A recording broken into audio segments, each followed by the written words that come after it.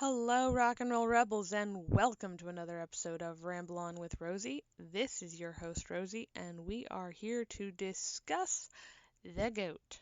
I do not mean Tom Brady, nor do I mean the four-legged animal. I mean the greatest of all time, in reference to music, specifically the greatest song of all time.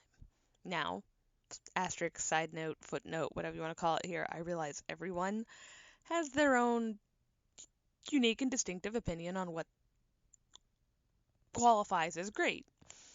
But this song has made almost every list of greatest songs of all time that had more than like 20 things on the list that I know of. Like, it is. You bring up Born to Run, which is this week's topic, to anybody, and even if they're not a Springsteen fan, they will still acknowledge the greatness of this song because this song supersedes Springsteen himself. It's bigger than the boss.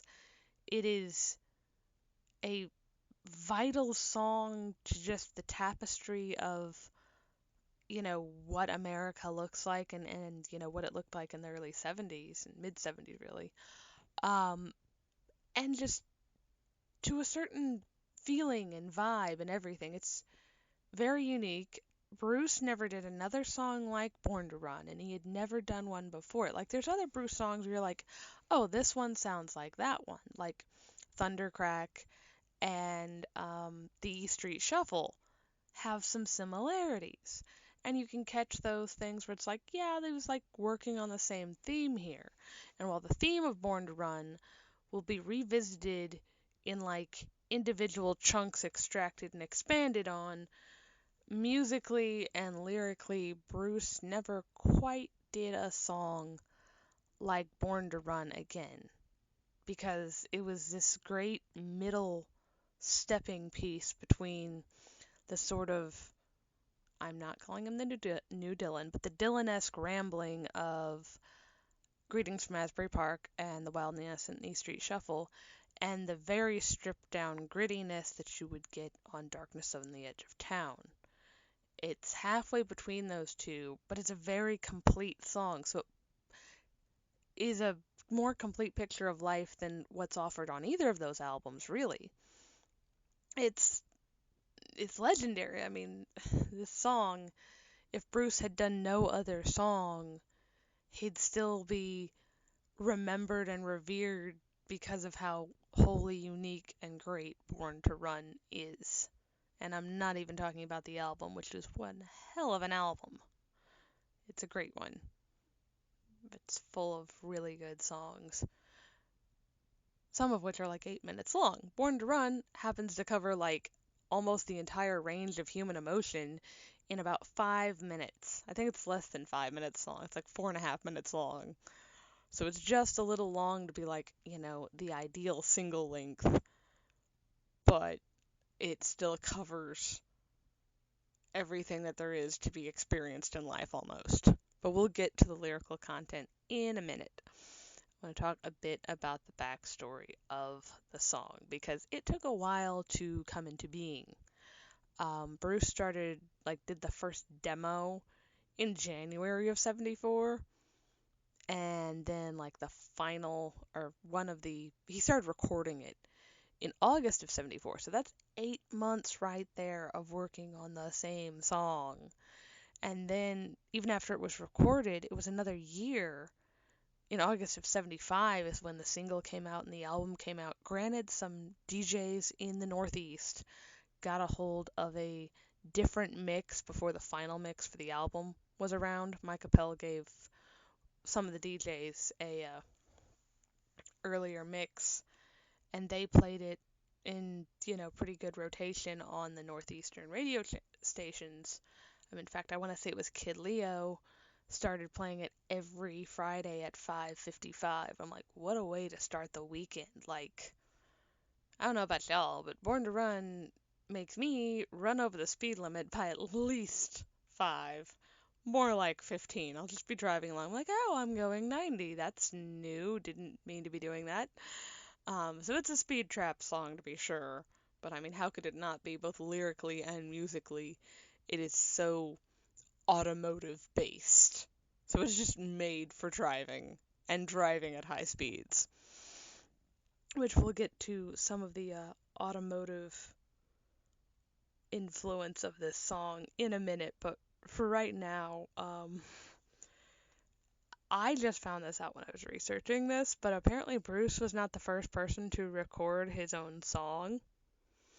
Mike Appel gave like a early version of it or something, the demo, I guess, to what is this?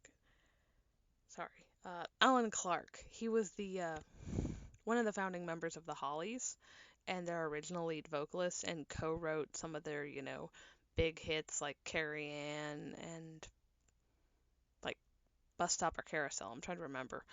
I had the list earlier, and there was the one I was like, oh, I forgot I knew that song, but now I've forgotten all of them.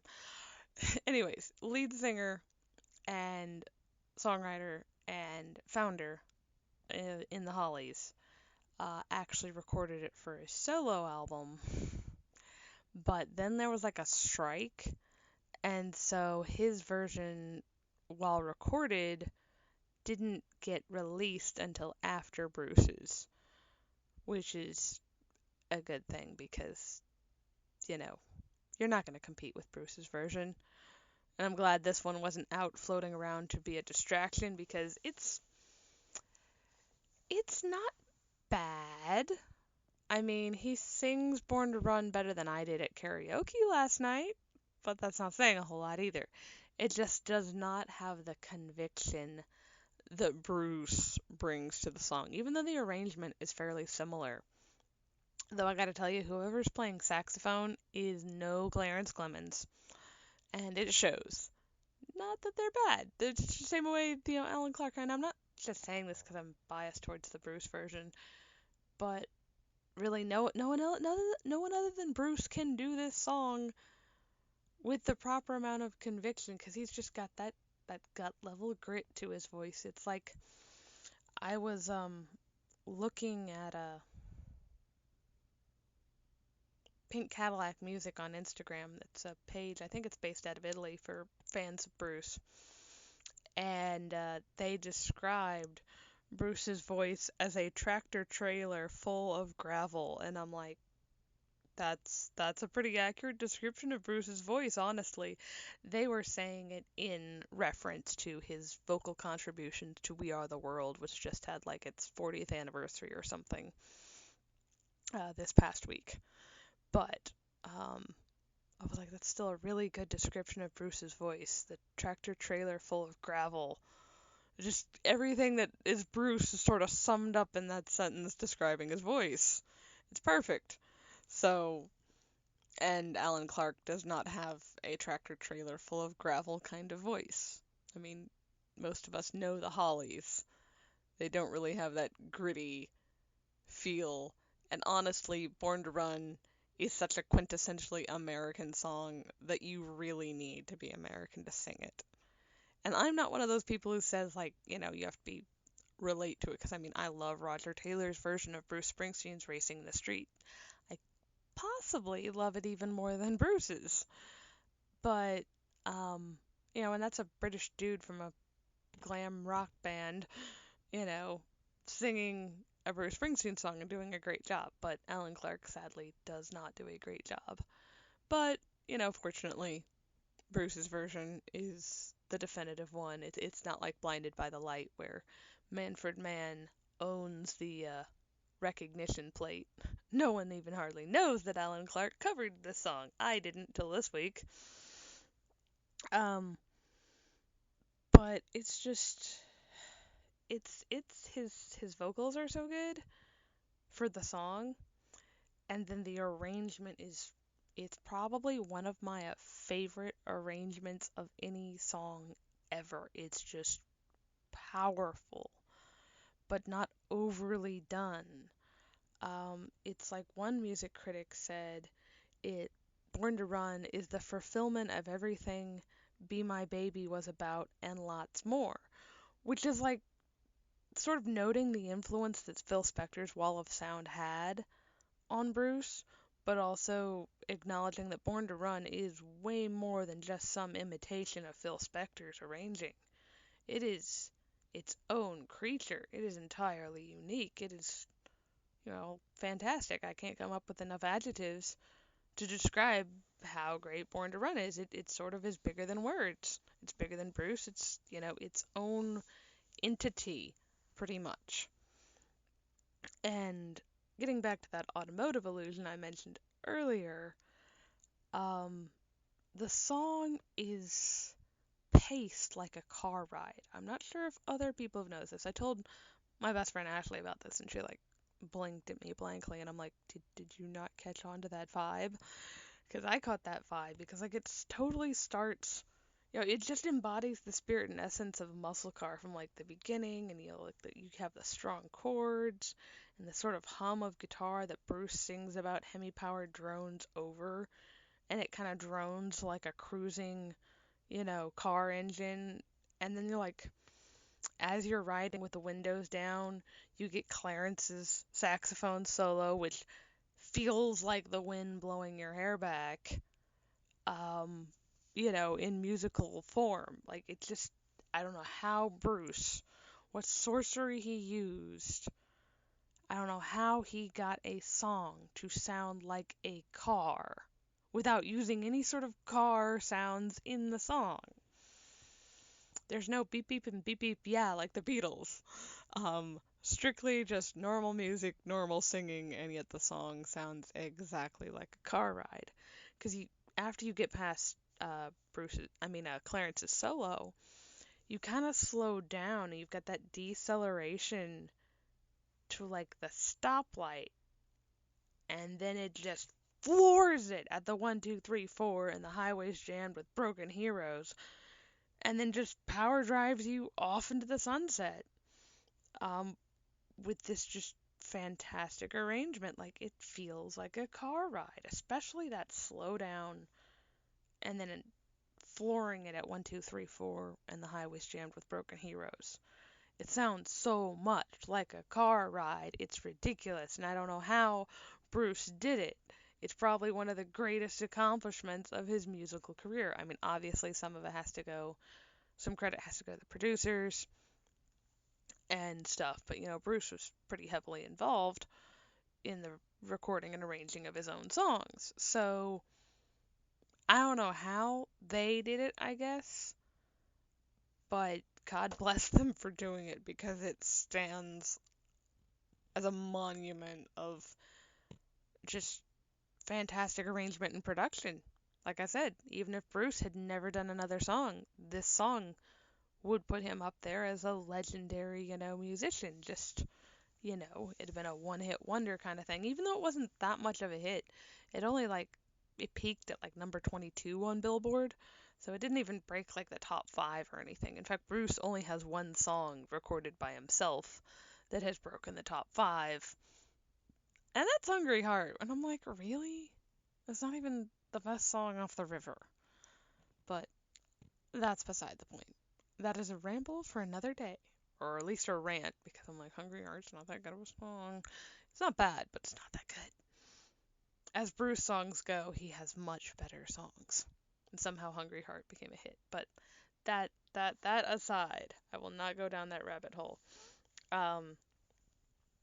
But in fact, Billboard magazine described uh, the arrangement and the overall vibe of the song as a what is it? Monster song with a pile driver arrangement. And I'm like, pile drivers, gravel, maybe working on a highway was more autobiographical than Bruce realized, because he keeps getting compared to construction. Gravel, pile drivers, I'm sure there's some other construction worker comparisons that have been drawn on Bruce throughout his career. But anyways, getting to the lyrics of the song, which is where like the heart and soul of a phenomenally arranged and produced and faultlessly musically executed song exists, yes, is with the lyrics, because the lyrics are another layer of what makes it so unique. Like, nobody else writes songs like this, and this song, even inside of Bruce's discography, is different. Like, he's got other songs that discuss some of these topics, but never quite does he discuss everything so completely. It's like I mentioned earlier, it's like this bridge between the sort of poetic rambling of the first two albums and then the stark working class hero life of the rest of his musical career, which Bruce actually sort of addresses this. He has a quote in his book, which I think it's like Bruce Springsteen in his own words. I can't remember what it is. It's basically got all the lyrics of the songs and some commentary. Oh yeah, it's just Bruce Springsteen songs. That's why it was hard to remember. It's so simple. But the quote is, "As a songwriter, I always felt one of my jobs was to face the questions that evolve out of my music and search the answers as best I could. For me, the primary questions I'd be writing about for the rest of my work life first took form in the songs on Born to Run. So, questions like, I want to know if love is real. It was an album where I left behind my adolescent definitions of love and freedom, which, like I said, it bridges that gap between point A and point B, between the wild and the innocent, and Darkness on the Edge of Town, which is a pretty big gap. You're going from the E Street Shuffle to Prove It All Night. There's a lot of growth between there. But to the lyrics of Born to Run, and I'm going to kind of like go through the song and break down the segments of the lyrics and maybe talk about it as a whole. So like starting with, it opens with, in the day we sweated out on the streets of a runaway American dream, which kind of, that part reminds me of Bruce's confession that when people asked him about Thunder Road, which is probably the closest song Bruce Springsteen has to Born to Run, and it also has an automotive vibe to it too. They're like, Thunder Road's like Born to Run's little sister. But he was asked, by people like, how can you write a line like you're scared and you're not thinking we're maybe not that young anymore in Thunder Road when you're only 24? And he's like, it's post-Vietnam. It's post-Watergate. Nobody feels young in America anymore. We're all kind of already disillusioned. So it wasn't that hard to sound like the embittered old soul, even though he hadn't broke 25 yet. And that, like, the runaway American dream is sort of it. It's like you're realizing the wheels have come off of what your, World War II era parents taught you the world and your country looked like. It's like, okay, this isn't as stable as we thought it was. It's like Bruce Springsteen brings up in his book Songs yet again, where he talks about, they're facing an oil shortage, things like that. So maybe Watergate hadn't happened yet. I don't remember what year Nixon got impeached. I just know it happened in the 70s. It was a little bit before my time. But, point is, the American dream is slowly crumbling, and, the gilding is being washed off. And like Bruce says in his books, they were realizing, resources are finite and things like that, gas crisis and all those lovely things are going on. And it's like, okay, maybe we can't go cruising in our wonderful muscle cars that I love for infinity and beyond. And then it's like, he moves on, and the next line is, at night we ride through mansions of glory, which sounds, wonderful and amazing, but it's counterpoised in suicide machines. Like, it's not just like in fast muscle cars, a positive. Suicide machine is not a wholly positive description of the American automobile, even though it is occasionally an accurate one. Or in this case, I always feel like Born to Run is happening on a motorcycle, probably because the later lines about the strap your hands across my engines, totally not euphemistic, but it's got, so the motorcycle thing. So in this case, it's a Harley Davidson, not an American muscle car, but close enough. The vibe is the same. And then sprung from cages on Highway 9. Like, none of the old big band World War II era songs talked about cages. They didn't discuss the, wear and tear of living on any sort of like deep emotional level. It'd be like, oh, somebody left me and they broke my heart, rather than life is slowly sucking the life out of me kind of feeling. Depression and those sorts of things didn't really get covered in your pop songs, but not the Born to Run's exactly a pop song. but it's kind of there. You have to go to the blues if you want to find somebody being depressed prior to rock and roll. um, but yeah, so, and then the chrome wheel, fuel injected, and stepping out over the line. It's obviously pulling you back into the automotive vibe that the whole song has, both on a lyrical and, as we discussed, arrangement level. And, you've got Baby the Town Rips the Bones from Your Back. It's a death trap. It's a suicide rap. Yet again, not like everything's trippy and roses, but also the song isn't depressing either. Like, not just because the arrangement, lyrically, it does have sparks of hope, which definitely makes it like the precursor to what Darkness on the Edge of Town is. Because Darkness on the Edge of Town, and pretty much every Bruce Springsteen project, other than the really stripped down stuff like Nebraska and Ghost of Tom Joad albums, almost all the songs, no matter how bad the situation is, there's always like tinges of hope in the song. Bruce is a master at working hope into some of the most depressing songs, or depressing situations possible. He's really good at that. And it starts in Born to Run. Because prior to Born to Run, he's not really doing a whole lot of discussion of like deep issues. After Born to Run, that's pretty much all he'll be doing for his musical career. I mean, let's face it, as much as I love the E Street Shuffle, it's not that deep of a song. It's a fun song though, and it's a great song, and it's really unique. But yeah, yet again, another song for another time.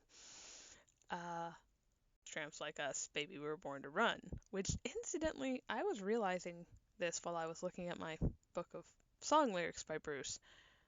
He's really sparse on putting choruses in his songs. I found this out when I did a painting with a quote from Thunder Road, and then I decided on the edges of the canvas I was going to write with a Sharpie marker, on that like 2 inches of edge on the canvas, the entire lyrics to Thunder Road, and then I ran out of space very quickly because I was going to just leave out the chorus, and I'm like, there is no chorus.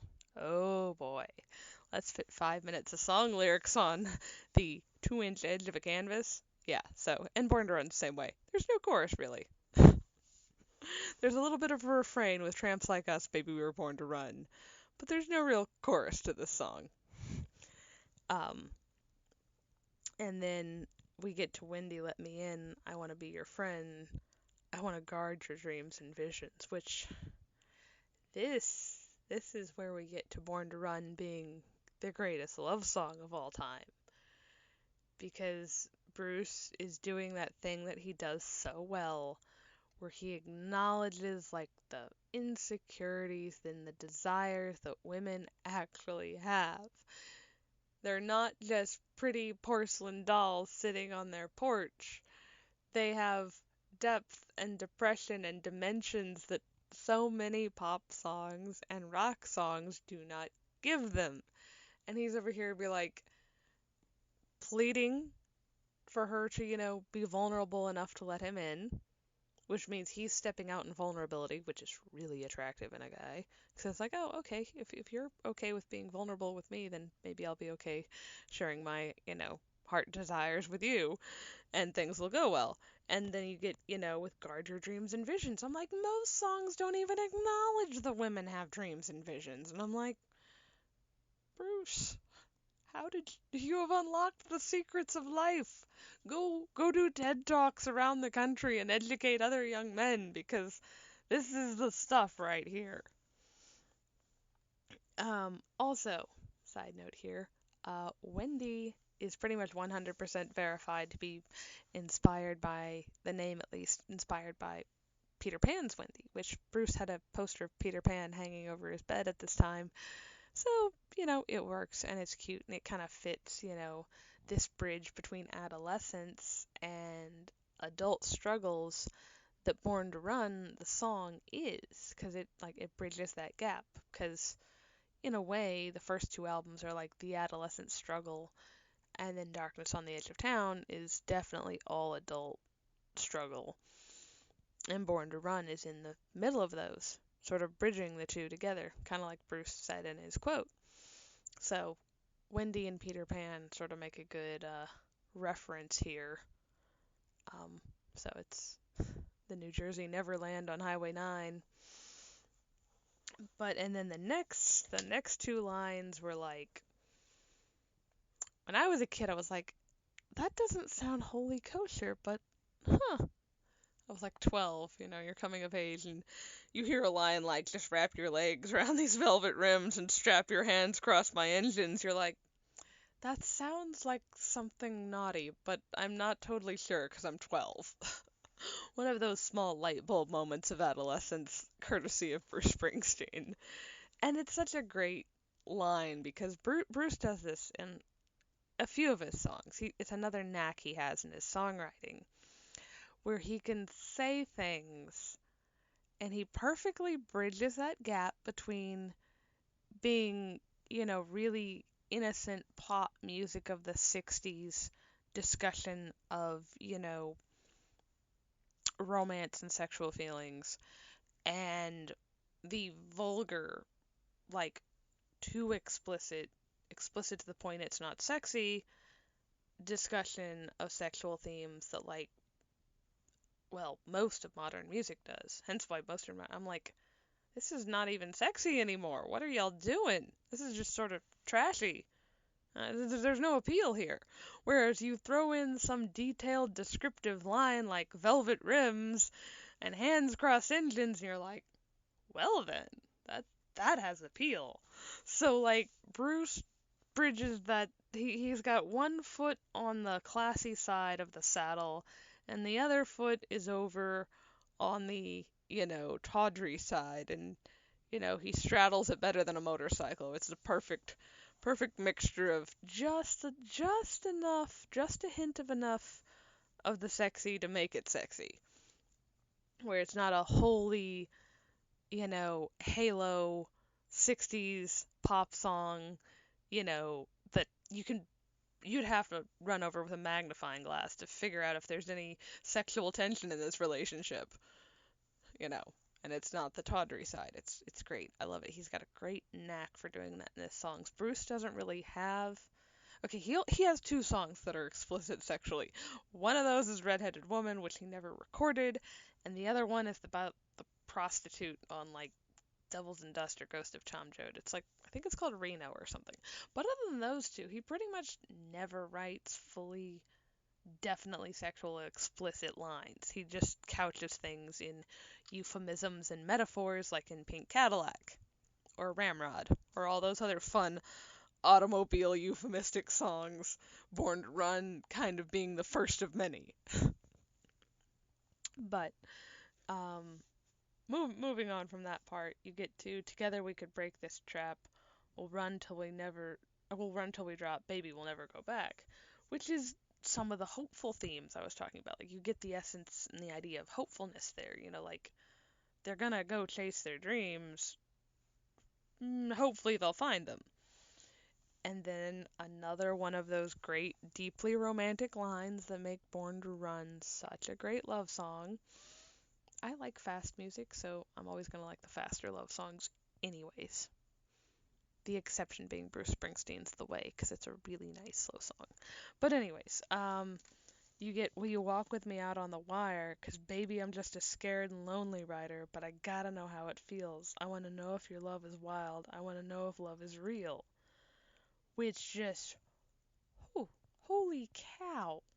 Like the amount of astonishing vulnerability. Like, here's the manly man with the muscle car or the motorcycle. So he's like everything you think of when you think of like the American male.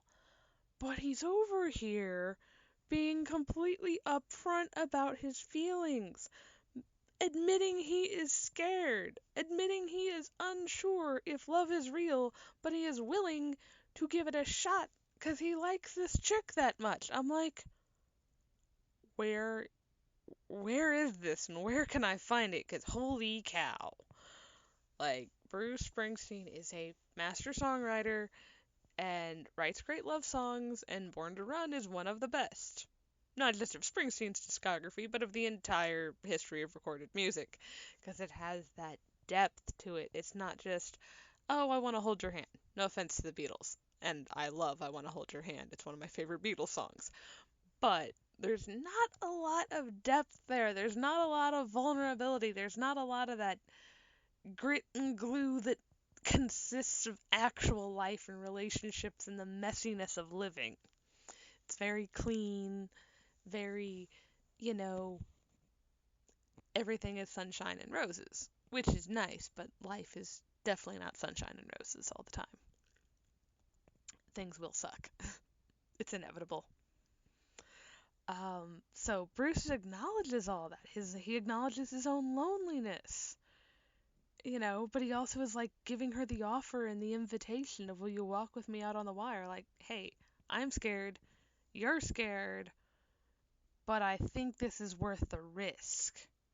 Which, I mean, I feel like there's no more honest way to declare your love for somebody than that, because that's the truth of life. Life and living and love and all that is scary, but hopefully, relationships are out there and exist, and people find them where the other person's okay with letting down their walls, and both people do that and they have a healthy relationship. And I'm like, Bruce, your songs give me hope for so many reasons. And then you get, beyond the palace, hemi-powered drones scream down the boulevard. So yet again, back with the car analogy, and a low-key Jersey reference with the palace. And then you get these lines actually came up in a book. I read a book called Captivating, which was really, really good, sort of about, like feminine identity and spiritual stuff. And anyways, really good book that was really impactful for me.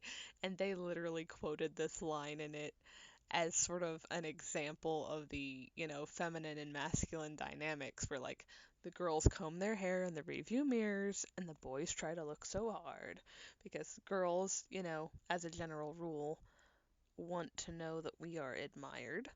And so, that is lovelily illustrated in the we comb our hair in the review mirror, which I feel like every woman has used a review mirror to fix her hair or her makeup at some point. I have 100% used the review mirror on my own car to fix my lipstick, more so than the one on my visor even. So, accurate description. And then, the guys try to look so hard. It's the posturing to, like, make sure you look manly. And, which is a big thing for guys, especially during adolescence. Same way it's a big concern of us, females, about what we look like, throughout our whole lives, especially when you're an adolescent, though. You're like, oh my gosh, everybody else has straight hair and I have curly hair and I need my hair straightener because I look weird and I have to fit in, and, this and that and the other, and all the, my clothes are this and that and the other, and all the posturing that goes on in your adolescent years and continues on at various levels into adulthood. And Bruce sort of covers that, and that's, the example. That's why the book I was reading used that line as an example of the sort of male and female dynamics. And Bruce is covering it in, 2 lines. And then the amusement park rises bold and stark, which honestly, while I knew all the lyrics to Born to Run, that was the one I could never make out. Like, I could sing the rest of the song, but I'm like, I was like, I don't know what that line is. So I finally read it. I was like, oh, so that's what he's saying. Amusement park rises bold and stark. Kids are huddled on the beach in the mist, which is a really good description. And also, if you read Bruce Springsteen's autobiography, Born to Run, it's totally, you can totally get where that came from, because he did a lot of hanging out on the beach and surfing and hitchhiking to the beach. Like, Bruce was a beach bum, more or less, in his adolescence. And then you get another deeply romantic, passionate line of, why I want to die with you out on the streets tonight in an everlasting kiss. Like, the passion there is 11 on a scale of 1 to 10. Like, that is a dramatic line. And because of the rest of the song, it has the depth to back it up. If it was just that line thrown in with a bunch of other cheesy romantic pop song lyrics, it wouldn't have the punch that it does. I mean, part of the punch comes from how Bruce sings it and the music that's arranged around it, and then, the break and the saxophone solo that comes afterwards. But a lot of it is he's already set the template for the kind of relationship that's going on in this song. And so a line like that, sung with the conviction he sings it, sounds like he 100% means what he says. And I mean, it's a really, really romantic line. Like, let's be real. When you take it out of the, automobile based, high octane arrangement that is Born to Run, and you just look at the line of lyrics as it is, of I want to die with you out on the street tonight, in an everlasting kiss, that's a really romantic line. So take that, people who say that Born to Run isn't a love song, because it 100% is. It's just also a life song and an everything else song too, but it's definitely a love song. And then you get the break, the deceleration, and the flooring it into the highways jammed with broken heroes on a last chance power drive. And think about that, like so many, your other songs out there, almost any other song by any other artist is not going to have their heroes be broken. Like, that's not something you do. You're either a hero or you're broken. Very few songwriters, very few people in their general view of reality put those two together, where it's like you can be broken, but you can also be the hero at the same time, because everybody on this screwed up planet is broken. It's just part of what comes from living. You have a bad growing up situation with your parents, or you have a bad relationship, or something is inevitably going to happen that is going to hurt you and will break you, and then you have to put yourself back together again. And you don't have to be perfect to be loved, which is one of the things that Bruce comes back to in other songs later in his career, and it's one of the most wholesome and reassuring things that any musical artist has ever done. Like Racing in the Street, granted I heard the Roger Taylor version first, but Racing in the Street kind of changed my life because it made me realize you don't have to be perfect to be loved.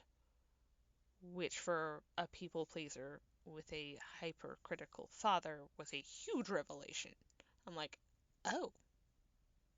And then I end up finding out, like, my mom's like, yeah, we would still love you even if you weren't a good kid.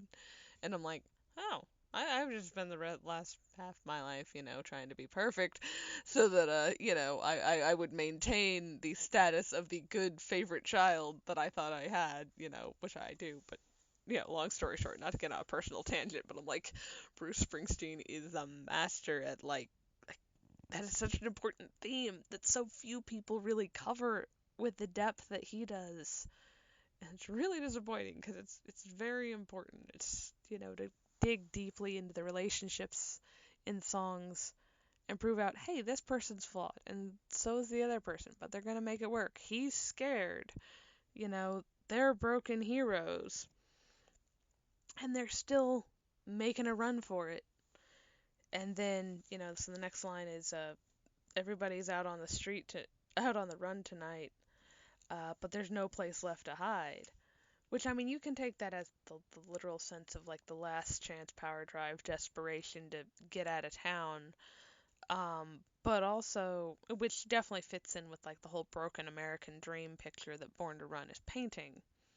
But also, no place left to hide is giving up the posturing from your adolescence and being like, okay, I'm going to stop hiding behind all this stuff that I have put on me because I thought I needed to do that to be what people wanted me to be. There is no place left to hide. The only person you can be is yourself. So stop wasting your time trying to be somebody else, because there is no place left to hide. Especially once you realize that. You're like, okay, once you come to the realization you can only be you, then you're like, okay, well, now I have to work on being me rather than trying to be something else. So there is no place left to hide. And then, yet again, back to Wendy and the romance. You get together, Wendy, we can live with the sadness, and I'll love you with all the madness in my soul. Like, yet again, holy cow, that is some passionate love declaration there. And yet again, it's counterpoising like the happiness that they're running towards, with their dreams, the things that they want out of life, with the fact that they can live with the sadness. Like, life will suck. It will not always be pretty. He's not even promising it will be pretty at the beginning, but he is promising that they will do it together, and they will face the sadness together, and that he will love her with all, and it's not with all the perfect perfection of his soul, it's all the madness of his soul. It's like, going back to the broken heroes, with all the, he's broken, but he is still gonna love this chick with like every ounce he's got. Especially, you get that vibe with how he sings it, and the arrangement of the song, and then the lyrics. It's like all three parts of this song are put together so perfectly that it's why it's one of the greatest songs of all time. And I consider it the greatest song of all time, and possibly the greatest love song of all time, because of lines like that. It's not just, I love you and let's go to the hop. It is, I love you and life sucks, but we will go through it together, and I ain't going anywhere, because I've already faced the reality that life sucks, so I'm not expecting this to be perfect. I just like you enough to spend the rest of my life with you. Which is pretty intense and awesome and admirable and enviable and epic. And then you get, the closing lines out with, someday, girl, I don't know when we're going to get to that place where we really want to go, and we'll walk in the sun. But till then, tramps like us, baby, we're born to run. And so, like, he knows, hey, life isn't perfect. Life probably will never be perfect, but we're gonna keep trying to make it as perfect as we can get it, as happy as we can make it while we're on the road together. And, whether the place in the sun is a actual place, or just, the contentment of, okay, we're happy in who we are and what we are together as a relationship. And that's enough. That is the contentment the place in the sun we were looking for. Or if it's even more like metaphorical, metaphysical, whatever, where it's, talking about just, dying and going to the hereafter after living through a life filled with sadness, madness, and, broken heroes. And then, you close out with, the continuing, the perseverance, the struggle. The struggle will continue. Tramps like us were born to run. Where they're running to, they're not quite sure, but they're going to keep going and trying to find the best life that they can with their broken hero selves in a broken America, with the runaway American dream. Like, their view of their country is broken. They're broken. They know this. They know that their world isn't the perfect painting of the, World War II upbeat songs by the big band, era artists. It's not bubblegum like the 50s or early 60s. And it's not running off into drug culture like the latter 60s and early 70s. It's life acknowledging personal flaws and the flaws of the world, and still persevering and finding the guts and the will to survive, to, quote the Ramones, um, to keep going and to keep running towards, the life that you want, in spite of struggles, in spite of disappointments, in spite of, getting knocked up out of high school, getting married, and spending the rest of your adult life working at Kmart, like Bruce's, sister, who was only like 2 years younger than him. Virginia got knocked up, had a shotgun wedding essentially, and started working at Kmart, and pretty much did for like her, career. It's not glamorous, it's not fancy, it's not pretty, and the song The River is about Virginia and her husband. So, like, yet again, Born to Run bridges the gap and starts discussing those adult issues that Bruce will spend the rest of his musical career discussing the questions that really matter, not just, who should I, take to the prom? It's like, no, how should I live my life? And what's really important at the end of the day? You know, the things that good art makes you reflect on and inspires you to examine your own life. And Born to Run does that. When you break down all those lyrics and you look at them, you're like, this is inspiring. This is causing me to have introspection. And this is a dang good rock and roll song that's gonna blast you off your ass. Which just makes it all the things that make a great song rolled into one. Now, y'all rock and rollers can roll on down through the rest of the week because this ramble is done and Rosie out. But before I do, let me just say my usual of be kind to each other and rock on. And baby, tramps like us, we were born to run.